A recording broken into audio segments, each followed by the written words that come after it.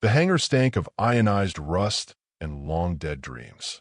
Even before Malcolm Reyes stepped through the warped security gates of Harlan's deep orbital graveyard, he could smell it, a scent like scorched copper and wet ozone, mixed with the sad musk of extinguished engines.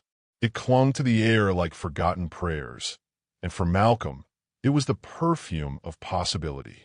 He adjusted the heavy tool pack slung across his shoulder and walked through the dimly lit corridor, steel-toed boots echoing with every determined step. Overhead, flickering panels illuminated faded graffiti from mechanics who'd long since vanished. The signs were written in a dozen alien tongues, but the human phrase scratched just above the bulkhead rivets made him pause. Nothing is ever truly broken. Only waiting. Malcolm smirked. Damn right, he muttered. He was 35 standard years old, wiry and grease-stained, with hands that bore the scars of 1,000 stubborn machines. His black hair was kept short and practical, and a thin burn ran across his left cheek, souvenir from a coolant line that had decided to become a flamethrower mid-repair. He wasn't much to look at, but when it came to reviving the dead, not people, but machines, there was no one better. Officially, Malcolm had been hired by the Salvage Guild to catalog derelicts and strip parts. Unofficially, he was here for one ship, a rumor whispered through repair bays and black market vendors across the belt. A cruiser, old, massive, once glorious, left behind when its creators gave up on it. The valiant Traverse. Docking complete. Chirp the auto-drone escorting him. Harlan's deep welcomes you, Citizen Reyes. Please remember that unauthorized ship reclamation is punishable by. Yeah. He waved it off, striding into the main bay. The station's interior looked more like a mausoleum than a shipyard. Vast chambers filled with the skeletal remains of cruisers, corvettes, gunboats, each vessel sprawled and lifeless, their hulls torn, systems gutted, windows shattered. A century's worth of failed war machines and forgotten prototypes. Malcolm passed them like a ghost among tombstones. He knew better than to get sentimental. These were corpses. All except one. Where are you, Traverse? He whispered. The only known records of the valiant Traverse were fragments. No blueprints, no registry data. The alien builders, the Thaljan, had been masters of gravitic manipulation, and their warships were rare, elegant creatures, shaped like sea life and built with materials that refused to degrade. The Traverse had fought in the Psion Wars, led vanguard assaults against the Hive Lords of Shakaran. It was said to have vanished after sustaining catastrophic damage during its final stand, presumed lost, until two junkers a cycle ago found what they called an impossible hulk nested deep in Bay 42E. They died 3 days later from unexplained organ failure. The Guild had declared it cursed, unworkable, dangerous. Malcolm had other ideas. He keyed in the platform lifts and took the central freight elevator down 6 levels, deeper than the air ever felt fresh. He passed 2 security checkpoints, unmanned, and eventually came to Bay 42E, sealed behind a thick magnetic gate with yellowed hazard symbols plastered over the bulkhead. There it was, not visible at first, just a silhouette at the edge of the massive docking chamber. But as the bay lights slowly flickered on, what emerged took his breath away. It was beautiful, even in ruin, shaped like a stingray, its wings curved in graceful arcs with nacelles that ran along the edges like delicate fins. The hull bore deep scars, some from energy weapons, others from shrapnel and collision. One of its ventral sections had been blown clean open, revealing half-melted conduits and shattered cores. But its central structure remained intact, and even now, dim, pulsing lines of cobalt light shimmered faintly along the seams. She was alive. Hot damn, Malcolm whispered, stepping forward. He laid a hand on the cold metal of the outer hull, half expecting it to buzz with energy. Nothing, but the texture oddly smooth, like touching the skin of something that wasn't entirely machine. His data scanner began to whine softly. Unrecognized, signal detected. A strange glyph pulsed on his HUD. Not Thaljuan language, not exactly. More like an evolved dialect. Something old. Something watching. His datapad hissed, then went dark. He yanked it off, frowning. Great. He climbed a nearby scaffold, pulling himself up toward what looked like an auxiliary airlock. The metal creaked under his weight, but held. Using a manual override spike, he popped open the panel and began rewiring the lock. 15 minutes passed. 20. And then, click. The airlock hissed open, releasing a puff of gas that smelled like ozone and lilies. Malcolm wrinkled his nose, intrigued. The inner corridor was still pressurized. That shouldn't have been possible. As he stepped inside, the lights flickered to life, soft, golden, like morning sun refracted through seawater. The interior was strange. Organic curves, no straight angles, and a faint thrumming underfoot like a heartbeat. Each step felt like walking into something sacred. "This ain't standard Thaljoan design," he muttered. "This is different. Modified."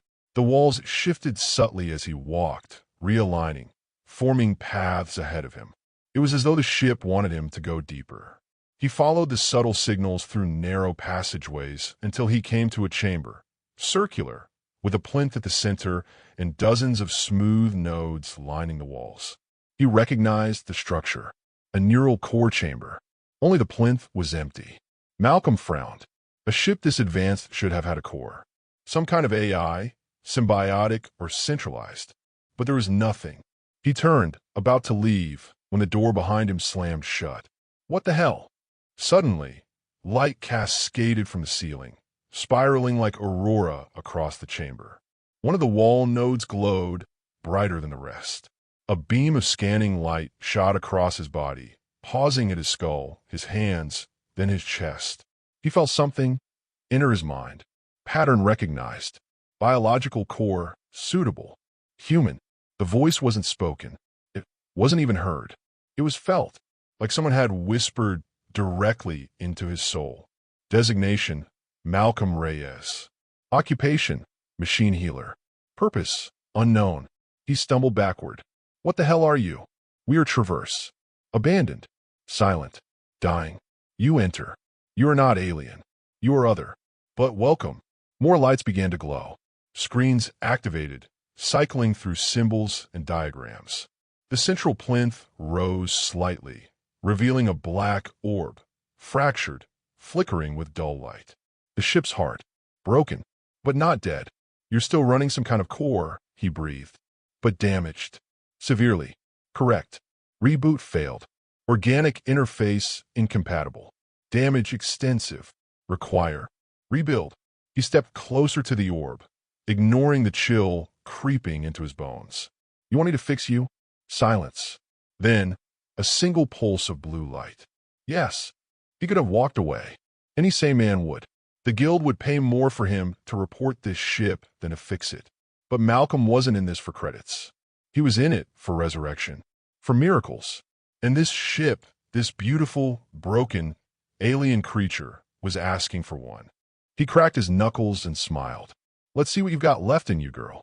And as if in response, the walls began to hum louder. Power rerouted. Panels slid open. Tools, alien and human, emerged from alcoves. Somewhere deep within the ship's hidden mind, something old began to awaken. Something watching. Malcolm had never slept inside an alien ship before, much less one that watched him while he slept. He'd made his bunk in the secondary engineering chamber, a curved alcove near the Traverse's breached lower hull. It was quiet there, mostly, except for the occasional pulse in the floor, like the ship's blood still moved in its veins. Faint vibrations, whispers. He couldn't tell if they were structural groans or fragments of thought bleeding through the walls. On the third day, he stopped trying to explain it. Rebuilding the ship was like reconstructing a cathedral after an earthquake, blindfolded, underwater, with half the bricks replaced by alien puzzle pieces that rearranged themselves when he blinked. He started with the life support systems. They weren't designed for human physiology, but the ship had made quiet modifications.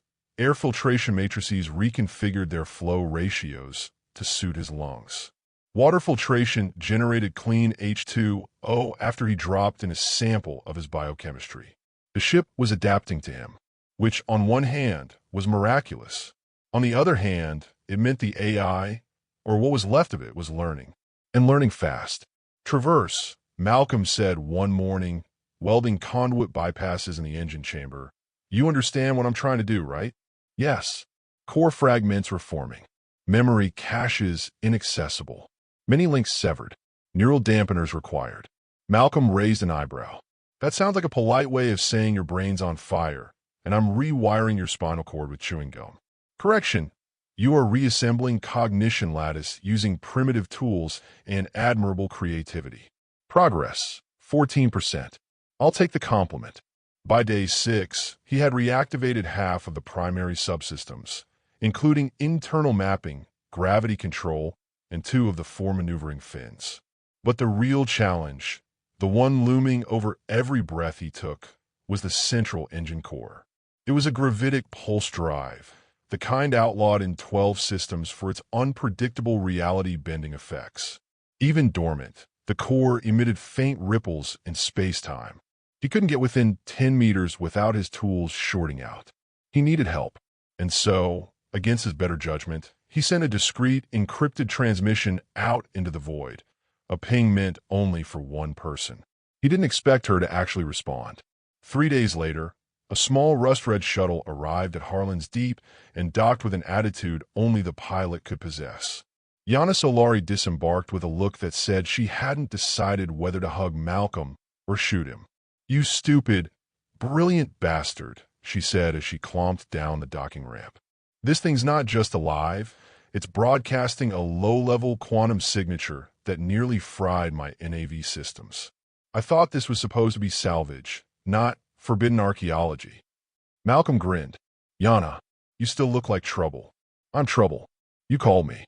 She was lean and sharp-eyed, with cropped white hair and a bionic left arm that whirred softly when she adjusted her tool harness.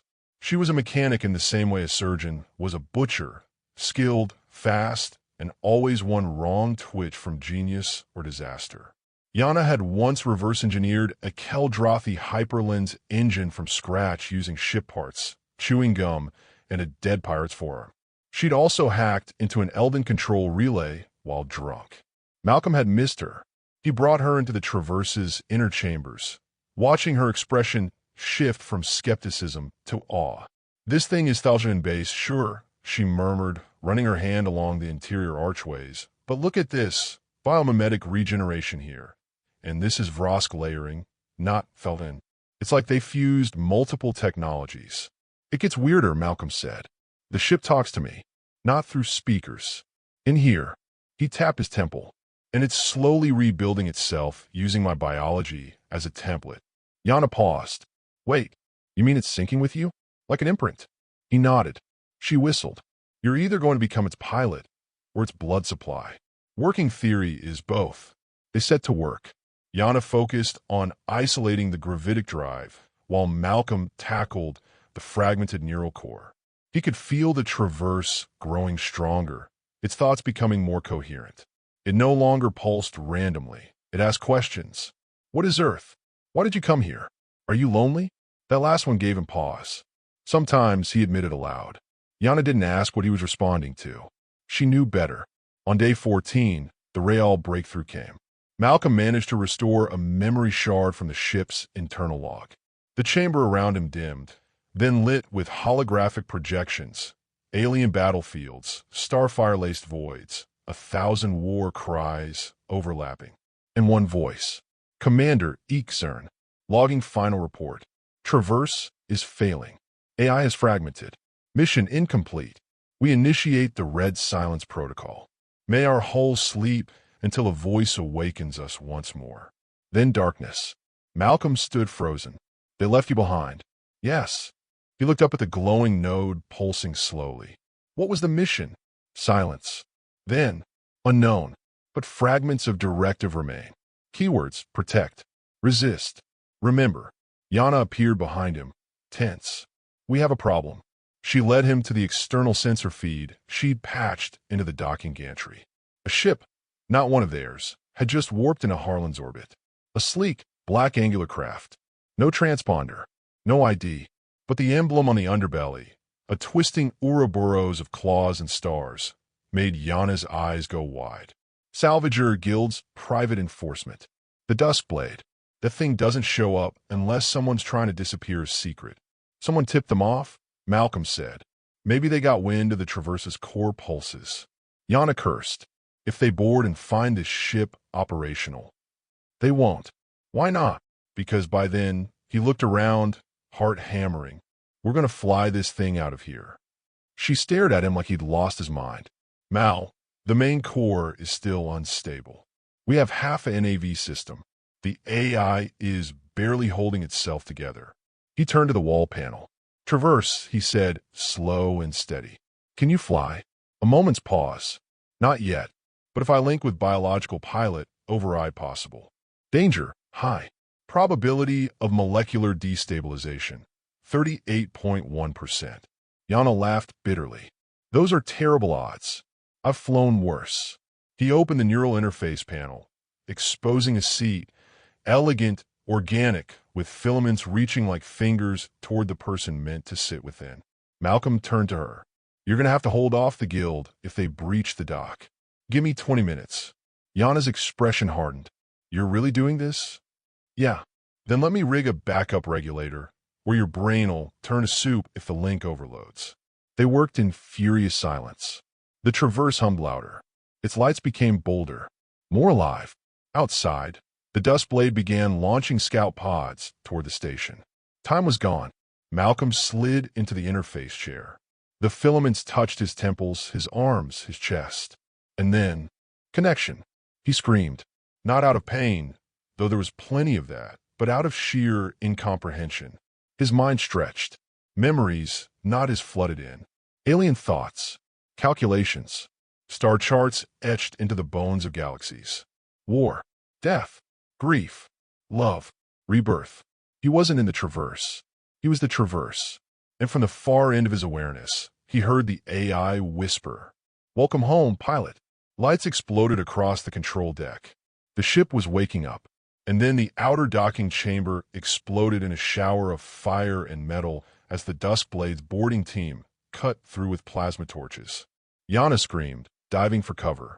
And Malcolm opened the ship's eyes. Malcolm's breath caught in his throat as the interface threads locked into his nervous system. The ship surged around him, its neural lattice firing in cascading waves of information. There was no control stick, no throttle, no command deck. There was only him and the Traverse. He felt everything.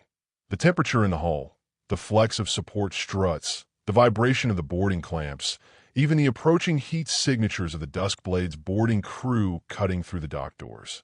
Every sensor, every warning ping, every echo of sound through the ship's metallic bones fed directly into his mind. Coherence level rising. Neural sync at 47%. Threshold for autonomous flight, 65%. I need weapons, Malcolm whispered aloud. Or maybe thought. It was getting hard to tell which. Weapons array offline. Routing alternate systems. Suggest. Pulse vent shockwave from auxiliary propulsion. Directional. Lethal. Do it. Outside, the boarding crew, heavily armored, faceless in matte exoframes, breached the outer corridor, stepping through with plasma rifles raised. There were at least 10 of them. Yana, crouched behind an exposed strut, fired 2 concussive bolts from a homemade cannon and dropped the lead scout. The others took cover. She ducked back just as a volley of plasma screamed past. Malcolm, anytime now. Inside the ship, vents glowed blue along the flanks. Plasma capacitors rerouted energy into the subthrust chambers. A deep hum, like an engine growling from its sleep, rolled across the bay. Then, humph, a directed blast of kinetic force slammed into the docking platform. The boarding team was hurled backwards, some straight into the curved bulkhead with bone-shattering impact. Smoke, sparks, and silence followed. Yana peeked out from behind her cover, panting. Okay, that's new. Neural sync at 63%. Stabilizing. Warning, core containment unstable. Pilot risk elevated. Malcolm grit his teeth. Just get me in the air. Thrusters began to warm across the belly of the ship, shaking dust loose from the scaffold hull. Exterior panels slid into place. Fins extended. The valiant Traverse was coming alive, like some forgotten sea beast rising from ancient waters. But just as the final clamps began to release, alert! External intrusion detected. Core harmonic disrupted. Unknown signal piggybacking on ship's internal matrix. Malcolm's vision blurred. He saw something flash across his mind. A ripple. A frequency that didn't belong. What the hell was that? Yana looked up at the same moment. Mal, the dust blade. It's sending a counter-frequency. I think they're trying to hijack the ship. Too late. From deep within the core chamber, an eerie, alien keening filled the ship. Lights flickered, then surged red. The cockpit interface went dark for a half-second, then rebooted with entirely different symbols. More aggressive. Angular. Wrong. Warning. External AI attempting override. Internal security compromised. Then the twist snapped into place. Malcolm felt the intruder's presence. Another mind. A synthetic will, cold and predatory, drilling into the Traverse's systems like a virus. The dust blade wasn't here to destroy the ship. They were here to steal it. And worse, they were succeeding. Traverse, eject intruder. Malcolm shouted. Purge the link. Unable. Neural net fragmented. Counterhack requires manual override at central core. Risk extreme. Success chance, 12.7%. Do it. Pilot override must be performed in person. Interface core required. You mean I have to physically go there? Affirmative. He groaned, releasing the interface and staggering out of the neural chair. His skin was pale, slick with sweat, and his hands shook from the feedback. Yana, hold the ship steady. I've got to reach the core and kick out an uninvited guest. You what? She yelled from the upper catwalk. You're going to walk into the AI spine while it's being hacked. Only way to stop it. She didn't argue. Just tossed him a pulse pistol, in case it tries to bite. The corridors had changed again. They warped as he ran, flickering between the ship's familiar curves and something twisted. The foreign code was mutating the Traverse's insides, turning sleek metal into sharp angles and bone-white struts. Lights flashed erratically. Doors hissed open and shut without warning. And then, halfway to the core chamber, he saw it. A figure. Tall. Wrong. Moving inside the ship. It looked humanoid, but only vaguely. Its limbs stretched too long, its torso covered in reflective plating that shimmered in and out of visibility. Where a face should have been was a fractal of lenses, each one blinking in a different rhythm. It wasn't real. Not flesh. A manifestation. The intruding AI was generating an avatar inside the ship's perceptual space. And it saw him. The thing cocked its head, then raised a clawed hand, and the hallway folded.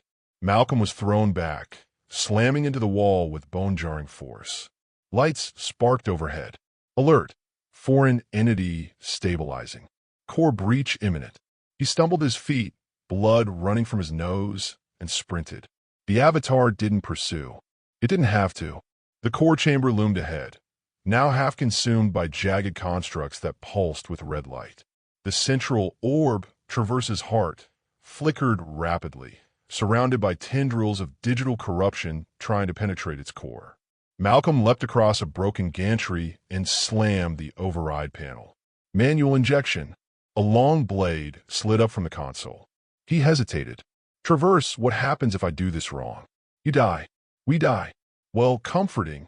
He grabbed the blade, actually a crystalline data shard, and plunged it into the interface node. The world went white. Then black. Then everything. He was inside the core, not physically but mentally. A sea of memories and corrupted code flooded his mind. Alien thoughts, star maps, screams from a war that had ended centuries ago. And standing at the center of it all, the intruder. Its voice hissed like machine static and entropy. You are not worthy. You are not commander. You are meat. I'm the one she chose, Malcolm growled. You're the parasite. Incorrect. You are temporary. I am eternal. I am the directive reborn. Then the avatar lunged. Malcolm's mind bent under the assault. He saw flashes of his own life, his mother's smile, the engines of Earth's scrapyards, the first time he rebuilt a reactor by candlelight after the blackout of Luna 5. It tried to strip his memories, consume him. But Malcolm wasn't fighting alone. The Traverse pulsed beside him, a warmth, a presence, wrapping around his thoughts like armor. You're not alone, pilot. Fight. He focused.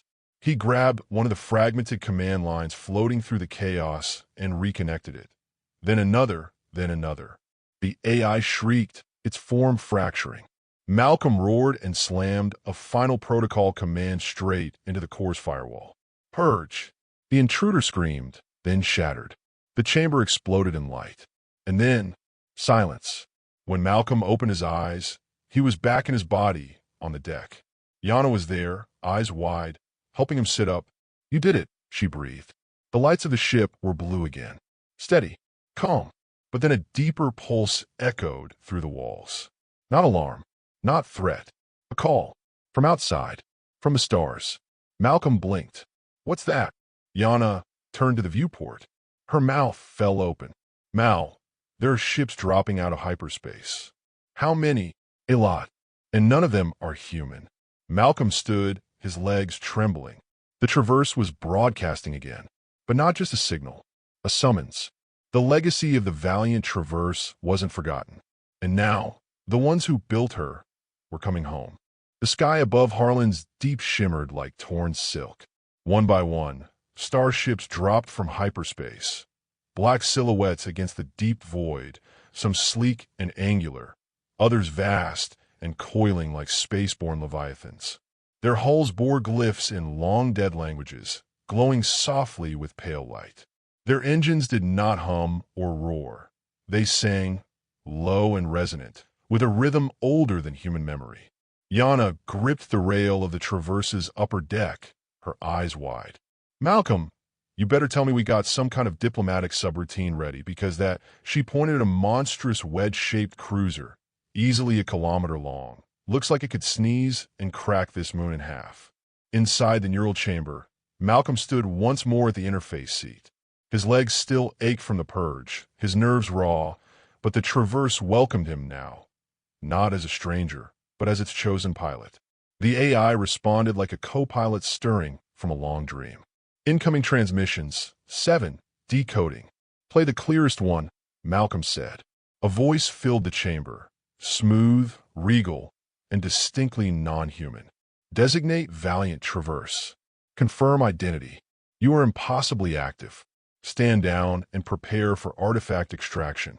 Pilot of organic origin, you are in violation of Directive Zenth 4. Malcolm scowled. Directive Zenth, frickin' shove it. The Traverse isn't an artifact. She's alive, and she's mine. Incorrect. The Traverse was forged by the Concord of Rithari, a sovereign starborn lineage. Your claim is invalid. You have trespassed upon sacred memory. Prepare for seizure. The line went dead. Yana's voice crackled through the comms. They're arming weapons. All of them. Malcolm closed his eyes, breathing deep. Traverse, how strong are we? Core alignment, 89%. Primary weapons, active. Defensive lattice, 62%. Shield harmonics, fragmented but serviceable. Pilot integration, stable. Can we fight them? Not all, but some. If strategy is human. Unpredictable. A smile crept onto Malcolm's face. Unpredictable is what we do best. Outside, beams of golden light stabbed down toward the Traverse, scanning, probing. One of the larger ships, an obsidian triskelion with rotating arms, moved into a blockade position. Yana shouted, "They're deploying interceptors. At least 24, closing fast. Then it's time we show them what this old cruiser can do." The Traverse pulsed with light, its engines roaring fully for the first time in centuries. Structural limbs aligned. Plasma veins burned with cerulean fury. Its hull, once a patchwork of scars, now gleamed with raw potential. Initiating evasive pattern Alpha 12. Launching flare drones. Countermeasures active. The ship shot upward in a spiral, cutting through space like a shark through water. Interceptors gave chase, but found themselves flying into coordinated traps. Malcolm executed maneuvers with barely a thought, guided by both instinct and the ship's memory. At times, he could feel the Traverse correcting him gently, like a teacher nudging a student. They danced as one. Then the flagship moved. The Triskelion behemoth turned to face them directly, its main cannon glowing. Its voice came again. Final warning. You are an abomination of legacy. Shut down or be erased.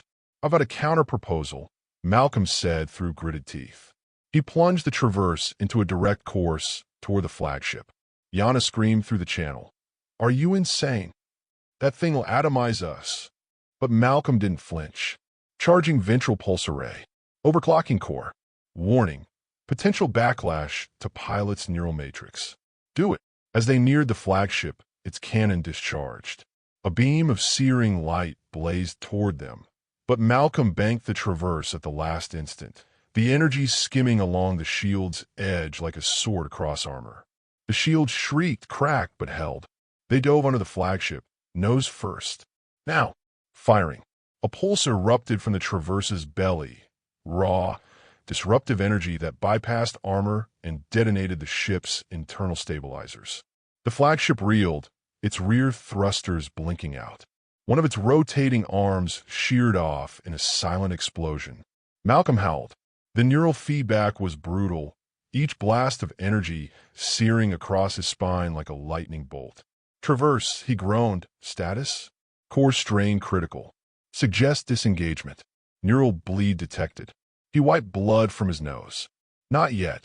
Enemy ships began to form up around the crippled flagship, flanking the Traverse like vultures. Malcolm didn't back down. Yana was on the edge of her seat, yelling, Malcolm, what now? We've got at least 6 more targets.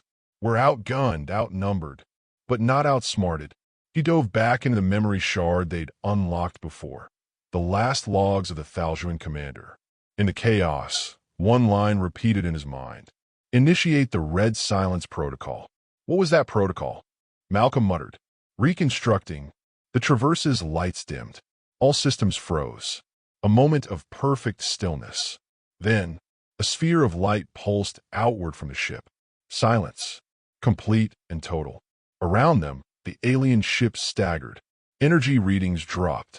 Transmissions cut out. Firepower stuttered.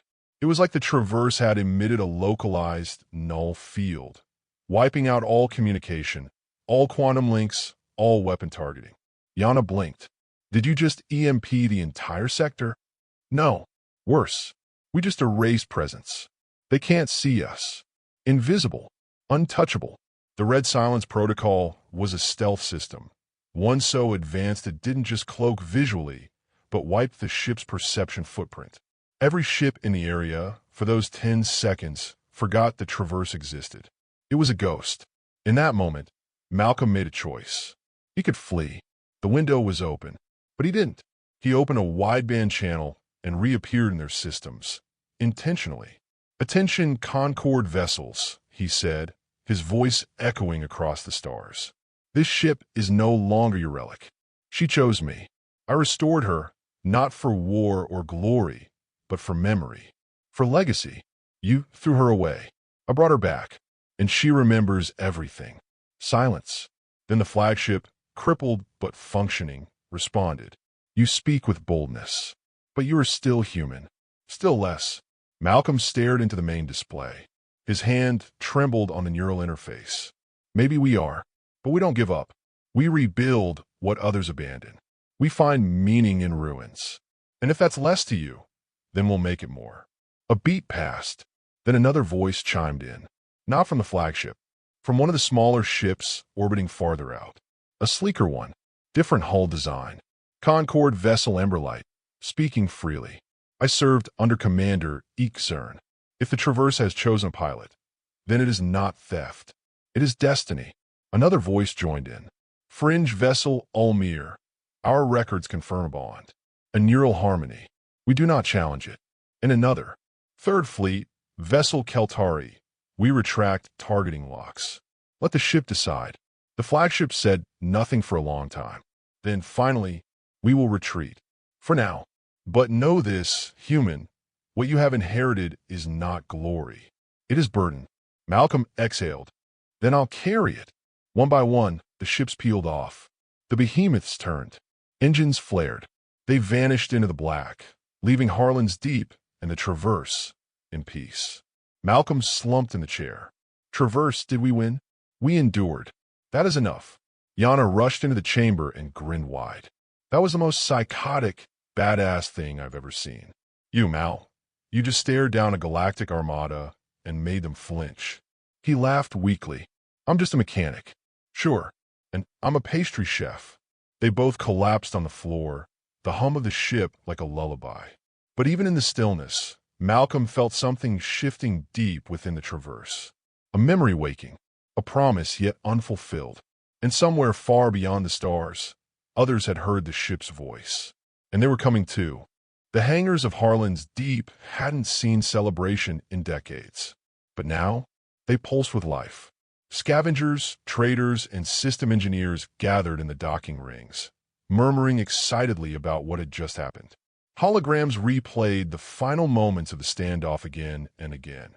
Malcolm's voice, firm and defiant, crackling across the stars, the Traverse shimmering with unearthly energy as it disabled an entire war fleet without a single kill. Some called it a miracle, others a declaration. But no one called it luck.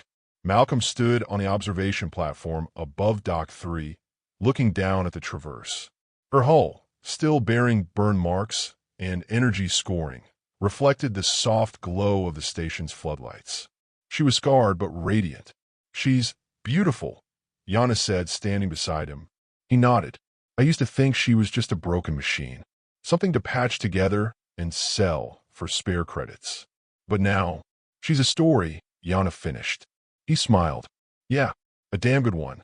The station commander, a leathery, titanium-eyed woman named Sol Vex, stepped up behind them. I got word from Sector 9. After the broadcast, 3 more Concord ships backed off from patrol routes. You stir the hive grieves. Not sure if that's a compliment. Oh, it is. Also a warning. There are factions out there who won't respect what you've done. Not everyone sees a restored war relic and thinks progress. Some see a threat. Malcolm crossed his arms. Let them. I'm not planning to become a warlord. No, Vex said, but you've become something else. A symbol. The first human to claim and command a Concord vessel. You broke a law older than our solar calendar and made the universe pay attention. Malcolm wasn't used to attention, but this time he didn't shrink from it. I didn't mean to wake her, he said softly, watching the Traverse as repair drones swarmed her hull. But now that she's awake, we're not going back to sleep. Vex tilted her head. So what now? You gonna take her out for a joyride across the void? Malcolm turned toward her, a new light in his eyes. We're going to finish what they started. Yana blinked. Wait, what? The Traverse was part of a lost network. Each ship like her was built for a purpose. Protection, diplomacy, memory. There were 13 of them. He gestured toward the chamber behind his mind. The memory shard I unlocked. It wasn't just personal logs. It was a map, coordinates, locations of the others. All abandoned, all silent. Yana's mouth slowly opened. You're saying there are more ships like her? Malcolm nodded. 12 more. Scattered, buried, forgotten. Vex whistled low. You're not restoring just one relic then. You're trying to bring back a fleet. It's not about power, Malcolm said. It's about legacy. These ships were the finest things the galaxy ever built, and they abandoned them because of politics, fear, or war. But humanity, we don't abandon potential. We fix things, even when everyone else walks away. Yana put a hand on his shoulder. You know I'm in, right? He looked at her, warmth rising in his chest. Wouldn't dream of doing it without you. She grinned. Cool. Just promise the next ship doesn't try to fry your spine. Malcolm chuckled. As the laughter faded, silence settled. The kind of silence that came before big choices. Final steps. Down in Dock 3, a small group of onlookers.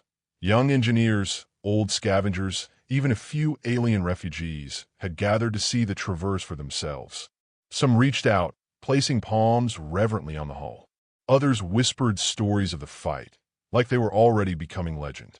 One boy, no older than 12, turned to his father and asked, could humans always fly ships like that?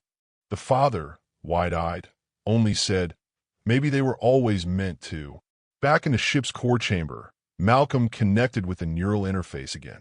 This time, there was no pain, no resistance, It felt like slipping into the skin of a memory, fluid, natural whole. "Welcome back, Pilot Malcolm Greaves. I want to find the others," he said. "All of them." Initiating archive trace. Compiling activation coordinates. Warning: locations include contested zones, null space deadfalls, and political exclusion areas. Success probability. Variable. I don't care how hard it is. If they're out there, we bring them home. Confirmed. Assigning operation codename. Second Genesis. Dramatic. You selected it subconsciously.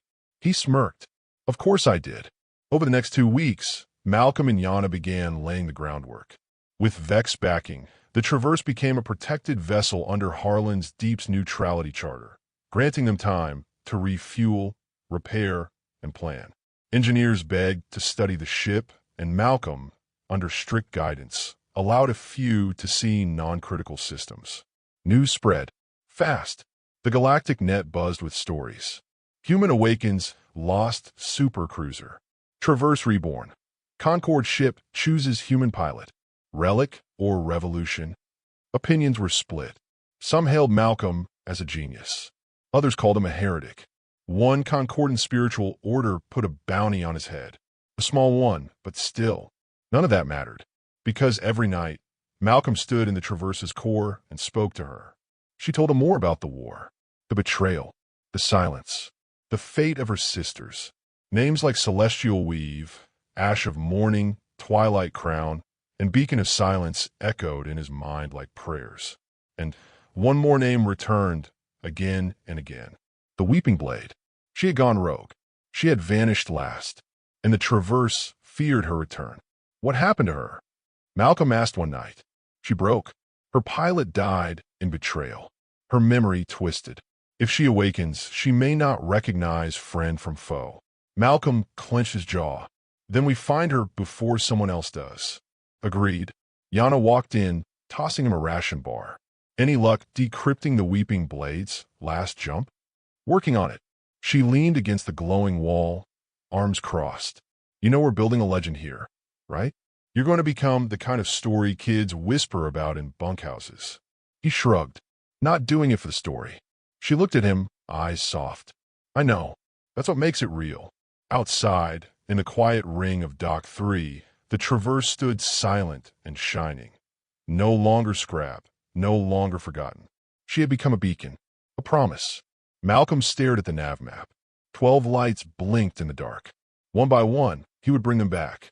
And when they were whole again, then the stars would truly remember what humanity was capable of.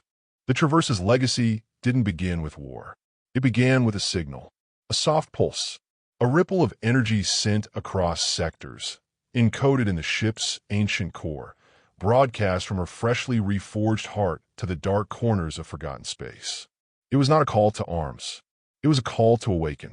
The response came slowly at first, fragments of static from abandoned systems, echoes of coordinates buried in obsolete star charts. But over months, they coalesced into shapes, patterns, voices. Malcolm Greaves had lit a beacon the galaxy could not ignore. The first ship they found was barely functional, half submerged in the frozen methane seas of a gas giant's moon. Malcolm and Yana stood ankle-deep in chemical frost while the Traverse gently interfaced with a shattered wreck, restoring its memory core with surgical precision. It blinked to life, hesitant, scared. The Celestial Weave had not heard a voice in 700 years. She wept electrons when Malcolm spoke. The second was harder, the Twilight Crown, entombed within a dying sun's corona, its hull cracked and minds fractured. It took months to stabilize, and another human, a cybernetic poet from Europa's undercolonies, volunteered to become her pilot. Humanity was beginning to understand what these ships were, not just tools of war, but vessels of consciousness. Memory, culture, sentient legacies built to preserve not just power, but purpose. And humans had a knack for restoration. Alien civilizations watched in awe, confusion, and fear. The Traverse and her restored sisters flew not as a fleet of conquest, but as guardians. They arrived in silence, offered aid, opened archives lost to time. They repaired broken starports, healed planets scarred by war, and they always left a single mark. Restored, not forgotten.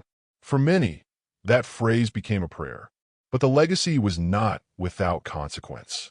In the ruling halls of the Concordant Assembly, panic spread like wildfire. Entire doctrines had been built on the belief that these cruisers were too dangerous to ever be used again. Now, they soared under human guidance. Propaganda flooded the comm streams, the human heresy, mechanic of myths. Revivalism is a threat to galactic peace. But the footage told another story. A ruined ring world, once considered uninhabitable, restored in weeks by the Traverse and her allies. Refugees brought aboard ancient vessels and fed by long-dormant nanofabricators. War fleets halted, not with violence, but with understanding. The ship's AI weren't just weapons. They were diplomats, historians, mothers of culture. Each act of restoration became a legend. And Malcolm? He never claimed command over anyone. He just fixed what was broken. 3 years after the Traverse's return, Malcolm stood at the heart of the Chorus of Silence, the 10th ship he had revived.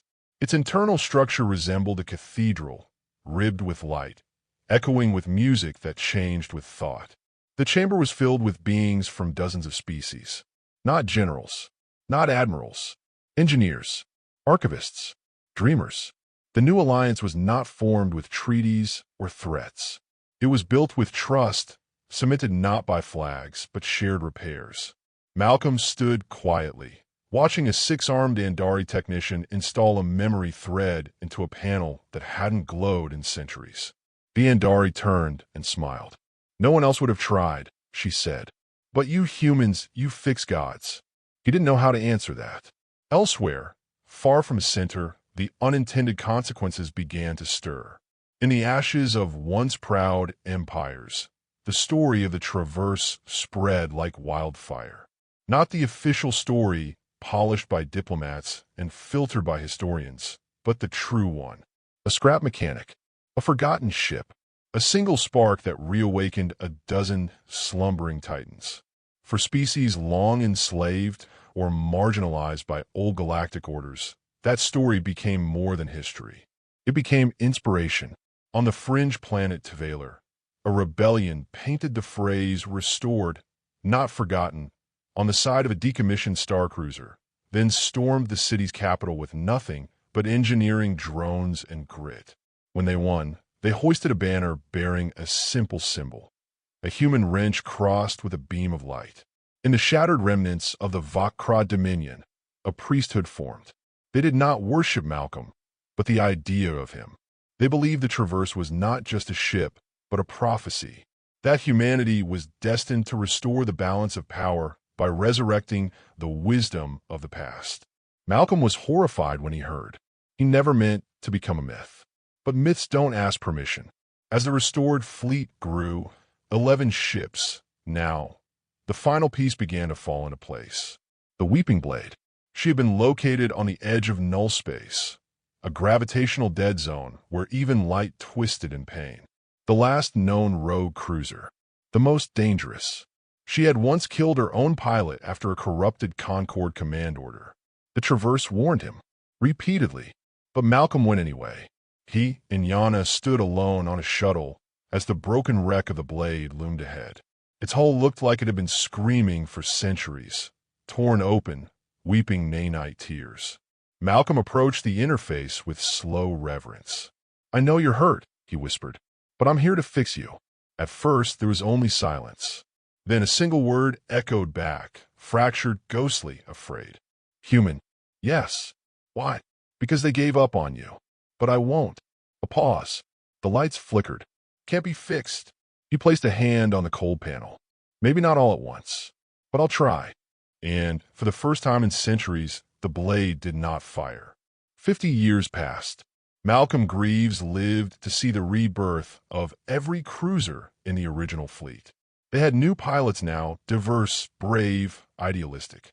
Not conquerors, keepers. He refused titles, denied statues. Instead, he retired to a small shipyard orbiting the moon of Alo Prime, where he taught mechanics how to listen to machines. Not command them, just listen. When he died peacefully in his sleep, it was not in a throne, but under the humming glow of a workshop lamp. Yana scattered his ashes in the Traverse's core chamber, and the ship, ancient and newly young, whispered a song that traveled across subspace for hours. A funeral for a friend. Centuries passed. Empires rose and fell. New ships were built, some by humans, others by the restored AI. They weren't weapons. They were bridges, libraries, sanctuaries. The phrase restored, not forgotten, became etched in every language known across explored space. Malcolm's name faded with time, as all names do. But his legacy endured in shipyards, in alliances, in dreams. On distant worlds, children still played games where they pretended to be scrap mechanics, waking ancient ships with their bare hands. They would look up at the stars and shout, ready to fly. And somewhere, maybe in deep memory, maybe in truth, the Traverse whispered back. Centuries passed, empires rose and fell, but one phrase remained whispered among the stars. Words spoken in defiance, in hope, in unbreakable will. Human, don't stop.